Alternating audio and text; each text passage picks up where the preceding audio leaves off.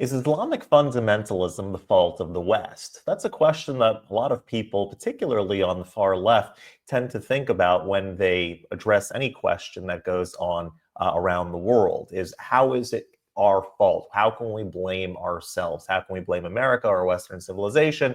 And if only America and Western civilization would just be a bit different, everyone would just live in peace and harmony. It's really all America's fault. It's the West's fault.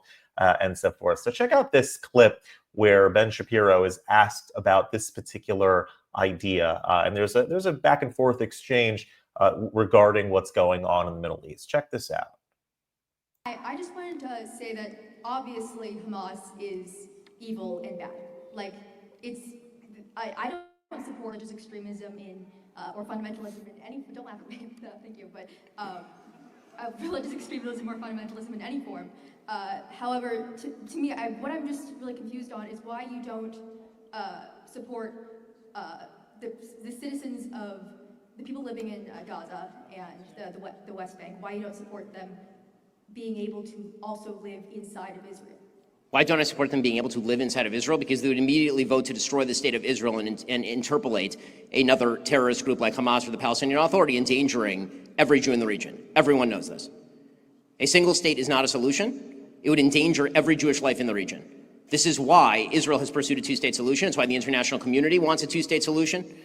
The only party that doesn't actually want some sort of two-state solution seems to be the Palestinian Authority, which has rejected every deal ever put in front of it, and Hamas, which is seeking to kill Jews in, by the way, a non-settlement area.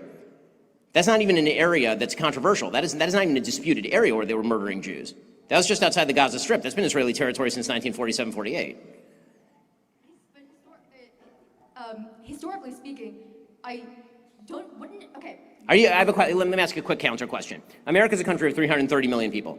There are 1 billion Muslims across the earth. Many of them live in places like Afghanistan, Iraq, Iran, Saudi Arabia, and have very, very different opinions on politics and women's rights than I assume you do. You proclaim that you're secular and you don't like religious fundamentalism. How would you feel about importing, say, 300 million of those people into the United States? Would that make you feel like, is that a good idea or a bad idea? I believe the reason that those people are, I believe the reason why they are religiously extreme is because of the conditions that they live under, because of the actions of America. That's absurd and foolish. I'm sorry, that's absurd and foolish. That's not absurd and foolish at all.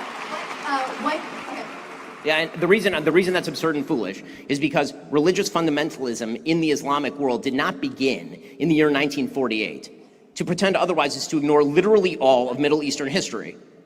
I mean, the fact of the matter is that since the time of Muhammad, and really since the year about 1100, when moderate Islam was pushed off to the side and the printing press was banned, the Islamic world has been replete with fundamentalism and extremism, repression of women, destruction of religious minorities or subjugation of religious minorities. All the happy talk about how everybody was living in some sort of utopian paradise where Jews were treated wonderfully is belied by the actual facts on the ground under the Ottoman Empire, under Arab-speaking empires.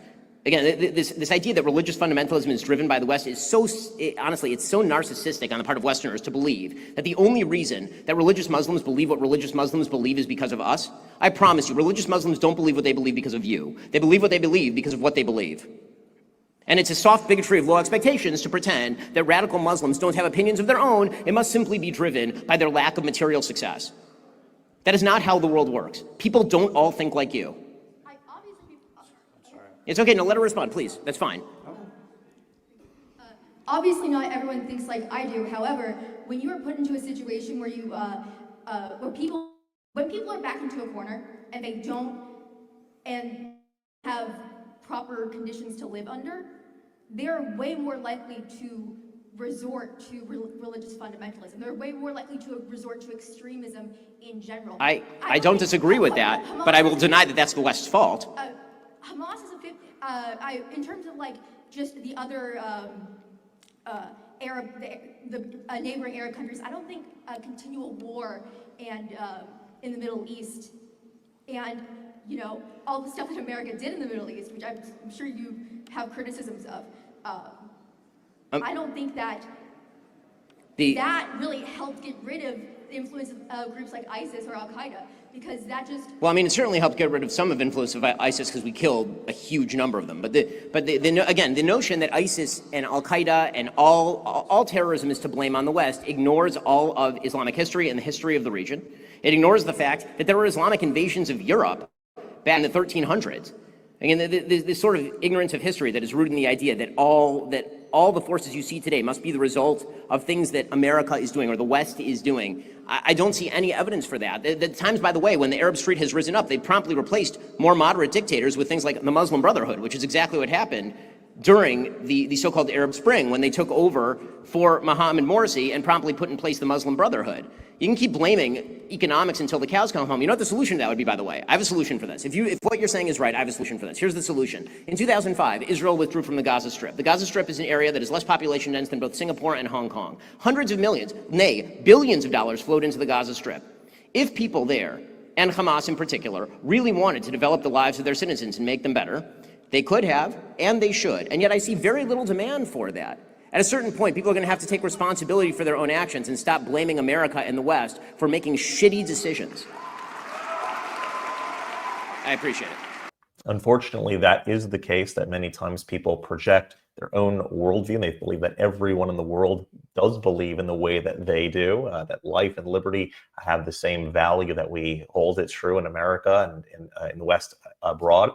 And also people like to project this notion that all of the ills that are happening in the world and any sort of extremism that develops is solely the fault of the Americans or the West as a whole. It's just not the case. People are people. And if you follow it through the trajectory of history, you see that these squabbles always existed amongst different groups. It is not the fault of America and the West. You can't just pin it on them. In any case, if you like content overall, hit that subscribe button over there in the corner. I'd love to stay in touch with you. Have a great day.